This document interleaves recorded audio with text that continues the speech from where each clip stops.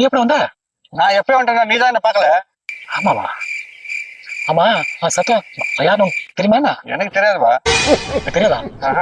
அப்ப வந்த? டேய், இந்த சுத்து வட்டத்துல எங்க சாவேன்னா முதல்ல நான் வந்து நிப்பட்டேன். டேய், சத்தம் என் சொந்தக்காரன்டா. இருக்கட்டுமா? அதனால என்னடா சாவாயிச்சுல அப்புறம்னா? இப்ப செத்துட்டான். 11 நாள் நீங்க காரியம் பண்ணுவீங்களே? பண்ணுவோம்டா. கறிக்கஞ்சி ஊற்றுவீங்களே? கண்டிப்பா. அப்ப நான் டைரக்டா சாப்பாட்டுக்கு வந்து நான் உட்காந்து கறிக்கஞ்சி சாப்பிட மாட்டேன். அவனாச்சும் என்னைய பார்த்து இவன் யாரான்னு கேட்கக்கூடாது பாரு. வீட்டுல இருந்தா நான் வந்தேன்னு வச்சுக்க, எல்லாரும் கொஞ்சம் பழக்கமாயிடும். எவனையும் என்ன கேட்க மாட்டான். இந்த ஊர்ல இருக்கிற எல்லாரும் சாப்பிட நான் அப்படிதான் போய் எல்லாரும் காரியத்திலும் போய் சாப்பிட்டு வருவேன். இதுதான் என்னோட பழக்கம். ஏண்டா நீ இப்படி சாப்பிடணுன்ற கொஞ்சமாவது கூச்சமா இருக்காட? வெக்கமான இல்லை உனக்கு?